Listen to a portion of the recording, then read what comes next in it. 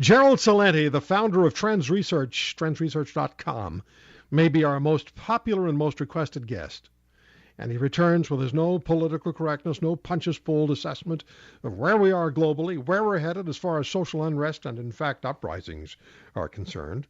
Mr. Celente in TrendsJournal, Spring 2013 edition.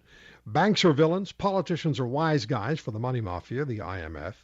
Governments are doing everything to protect themselves, protect the wealthy, and protect power, while the people are losing everything, but a brighter future is possible. Gerald, it's great to have you back. Thanks so much for having me, Roy. Political correctness. I saw that in right on one of the first couple of pages of your report for spring 2000. I loved it. 2013. You wrote, political and correctness shouldn't be in the same sentence. Yeah, it's an oxymoron. There's nothing correct about political. And it amazes me that people still look up to politicians. You know, these are the same people you couldn't stand in high school and college that wanted to be class president and head of the student council. The brown-nosers, the suck-ups, the glad-handers, the overly ambitious, and the insincere. And they say that politics is show business for ugly people. And all you have to do is watch last night's disgraceful spectacle at the White House Correspondents' Dinner. My God, it was amateur hour. And these phony lines that they're reading from, and all the prostitutes cheer on cue and laugh. It's high school. And the sad part is these same sociopaths are the ones that are taking us to war. It's just like listening to George Bush at his library, the opening of the George Bush Library. We, the taxpayers, have to pay money to it as well, saying that he has no regrets for what he's done, and let history be the judge. And everybody lets it fly by. History? What, by the time it's all whitewashed and nobody knew the real story of how he and Blair and others took the world and NATO to war for weapons of mass destruction and ties to Al-Qaeda that didn't exist? So it's one thing after another, and then they all parrot it. Oh, it's the world is better off without Saddam Hussein, says Karl Rove, his right-hand man. The equivalent, the Porky Pig Live. And what do you mean the world's better off without Saddam Hussein? Americans and the Canadians and the rest of the world that were in this venture spent $1 trillion to kill nearly 1 million people and destroyed the country. And every day you pick up the paper, 5 dead in Kirkuk, 8 dead in Baghdad, 17 dead in Fallujah. So, I don't know how people could call anything politically correct. How about bailing out banks? Too big to fail. We'll make that one up. Yeah.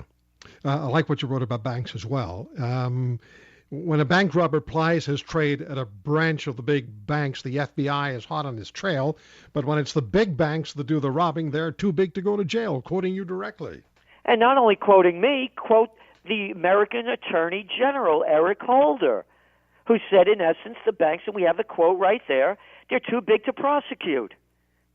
Look, Roy, I want to make this straight. People, you guys say, well, Obama's this one's that. It's communism, Marxism. No, it's not.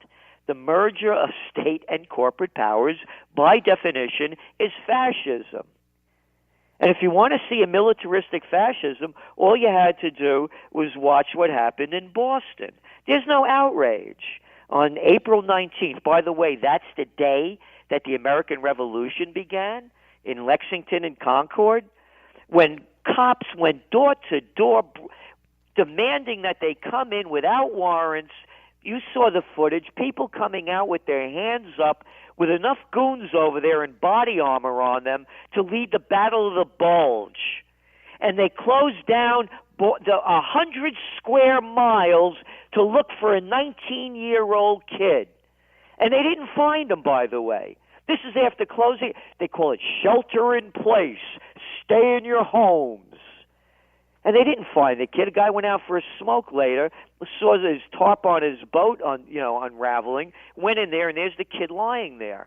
And then the stories come out. Well, the kid shot himself in the throat. It looked like a suicide. You don't shoot yourself in the throat for a suicide. And then they find out this gun battle that was reported in the Washington Post, the New York Times, on all of the networks. There was no gun battle. The kid didn't have a gun. The story keeps changing. Robbed the 7-Eleven. No, he didn't. On and on and on. America is losing its rights. And you read the quote by Eric Holder in our TrendsJournal, the banks are too big to prosecute. You know, one of the things I said when I watched what was going on in Boston, I was horrified what happened at the Boston Marathon, as we all were. But when I saw the police presence, and I said, look, this isn't just about going after two guys initially and then one guy. This is a message. This is a message. And I'm not paranoid, Gerald. You're right. You're 100% right. You could go back to our Winter Trends Journal 2012. Here was the headline: Battlefield America. Martial law in the USA. Can it happen? It's happened. America has been to create a war zone in which military rule can replace civilian rule. On December 1st, 2001, the United States Senate voted 93-7 to pass into law the National Defense Authorization Act for fiscal year 2012, a law that effectively strips Americans of their Fifth, Fourth, and Sixth Amendment rights. And we go on to detail it. They also repealed the Posse Comitatus Act. In that act, that law of 1878 that prohibited the military from taking on police duties. Now they can do it, now they did it, and now you saw it. You know, I was thinking back into the 1970s when the IRA was running loose throughout the UK and Ireland. You know, bombs would go off. They didn't close down the whole country. But now, this is the important thing. These are two kids. And by the way, we Americans keep losing our rights when anybody goes berserk. You had this kid up in Connecticut, this Adam Lanza. You had the other one, the Aurora case. And now you have this one. 3 kids. They go berserk. We lose all our rights. All the politicians get out there. We're going to protect you. This isn't America. You could put a K in there where the C was. What do you do? You know, what do you do in response? What's the rational response then to what happened in Newtown, Connecticut, to what happened in Aurora, Connecticut, and what happened in some of the other places where there has been the kind of reaction there's been, and it's ongoing and ongoing and ongoing? Look at the details. The Columbine, the Aurora, every one of these kids have been whacked out on psychotropic drugs. They're Ritalin, they're Prozac, they're Xanax, they're this, they're that. And with the Adam Lanza case, this kid was had Asperger's syndrome. They refused to release the medical records. And you know why they don't talk about this on the media? Turn on the American news. Any channel, any time. One drug ad after another. One after another. Big fun, and they say in all these ads, they're hilarious if they weren't so sad. They give you 5 seconds of why you should take this drug, and you'll be better off the rest of your life, and then they go into the side effects. And invariably, one of them may cause death. May cause death. I hear that over and over. Yeah. So this is the issue. You address the issue. And the issue is America's whacked out on prescription drugs. Let me take a break. I want to come back and talk to you about a couple of the chapters in the TrendsJournal Spring 2013 report. Holding the Future for Ransom. That's one of them. And then what comes along is what you predicted last year: more censorship, government censorship, and self-censorship, a.k.a. being politically correct. And you looked at Europe as well. We'll have limited time, but we'll get in as much as we can with Gerald Celente on The Roy Green Show on the Corliss Radio Network. It's the TrendsJournal, and it's TrendsResearch.com. TrendsResearch.com is the website. Stay with us. And the TrendsJournal Spring 2013 edition is available at TrendsResearch.com. That's the website, right? That's right. Thank you. Let me do a couple of quick ones here with you because we have about 8 or 9 minutes. I'll get as much much opinion from you as I can based on the report. And I really enjoyed reading it. I enjoyed them all. Holding the Future for Ransom. It begins with the fiscal cliff in the United States and the French military invasion of Mali to counter al-Qaeda, but you have a different perspective. Well, yes, the fiscal cliff. I mean, look at the drama, the D.C. drama queens and the Beltway circle jerks.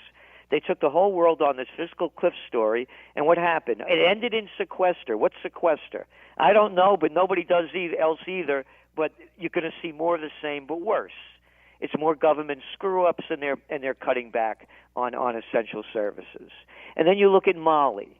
I mean, the French can't get over this French Sudan trip they've been on since 1896 to 1960. All of a sudden, they're in Sudan. How come? Well, you know, the president of Sudan asked us to go in. Hey, who's the president of Sudan? Well, it was that guy the Americans changed that staged a coup against a democratically elected government. Well, let's leave that part of the story out. Oh, not leave the other part of the story out, too. French are having a tough time. You know, recession's building, hitting record highs, unemployment numbers, economy going down. Hey, guess what? 50 tons of gold were just mined out of Little Mali last year, for only much up from 43 tons the year before. And then you look at the payback that was promised. And they did. It happened in Algeria with the hostage crisis. And you keep going around the world. And you know what America's talking about? How about more gay marriage? Haven't heard much about gay marriage? Let's talk more about gun control. And then the people don't want to hear it, Roy. They don't want to hear what's wrong. And we hear it all the time. I don't want to hear it. And then when you do tell them, they say, what can I do about it? And you printed a letter in the TrendsJournal from a subscriber who canceled his subscription because he didn't want to hear it anymore. They don't want to hear it. I'm tired of the negativity. My negativity? Did I start a war in Libya? Did I crash the economy because I let the banks run away with it, and the Clinton administration repealed the Glass-Steagall Act that would have prevented it? You're angry at me because of what's going on in Afghanistan? And here's the other thing, Roy.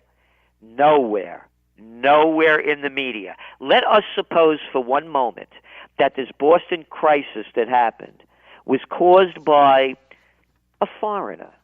Let's say it was caused by an Iraqi whose family was wiped out, town obliterated, and his life isn't worth living anymore. You think they'd be angry? How about if it was an Afghani? How about if it was a Libyan or a Syrian? How about if it was from one of those countries where the United States has 35 bases in Africa? So what I'm saying, Roy, is that when these things happen to America, nobody wants to address the issues. You know, instead what they say? They hate us because our freedom and liberty, little boys and girls. Everybody waves the flag, and they all chant USA, USA. Now remember, if this happened in Boston with a 19-year-old kid on the loose, and they closed down 100 square miles, and the military and the police, 9,000 of them, and you saw all the armored vehicles on the streets, what would happen if a dirty bomb went off in San Francisco? How about little biological warfare? What would happen then? Which is what they've talked about as being a possibility. At the same time, I'm going to stand up if somebody comes into our continent, into North America, and takes out civilian populations, Gerald. I'm going to be there calling for their heads. Day one. I don't give a damn about their rationale, because we're talking about innocent people who had not a thing to do with their personal beef. Exactly. Innocent people. 8-year-old kid, little 8-year-old boy died. His 6-year-old sister had her arm blown off, and his mother is brain dead. And they were just virtually, and all they were doing was going to the end of the marathon to see Dad. Now I got to tell you. But then take the other one. How about the 10 kids that were killed by a drone attack in Afghanistan? You know, and you keep going on. I get both sides of the argument. Okay, great. Now in the U.S. No, let me go to this one, to Europe, because I loved what you wrote about Europe. You take the headline, and I've often said that in media today, we have too many repeaters and not enough reporters. Okay? We get the same story over and over and over, virtually written exactly the same way. But you've got the headline, Europe pulls back from the brink, and it takes a completely different direction than the mainstream media reported. And then you wrote those two words that I love so much, direct democracy. God bless you. Oh, thank you. And that, to me, is the way out. Let the people vote. We do not have representative forms of government. The only people the politicians represent are those that pay for them, give them campaign money, give them contributions, or the most powerful. In Switzerland, the richest country in the world, food is good, Everybody owns guns, by the way. They don't blow their brains out, each other's brains out.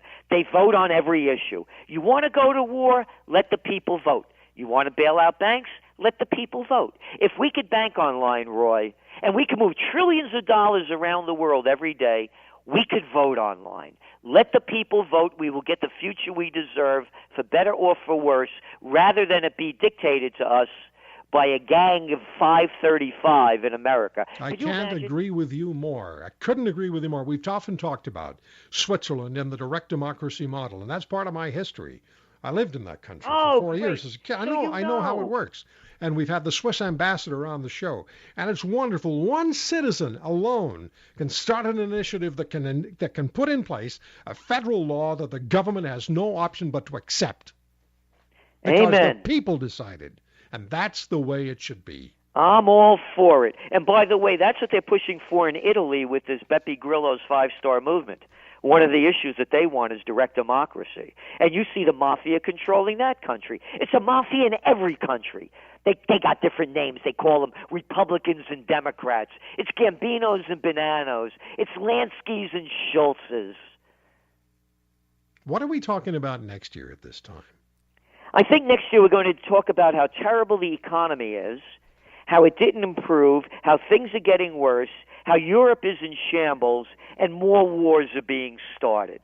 That's what I am concerned about. Unless the future is changed, and the future can be changed, it does not have to be dictated to us by the dictators who have the names presidents, chancellors, and prime ministers. We, the people, have more power than we know.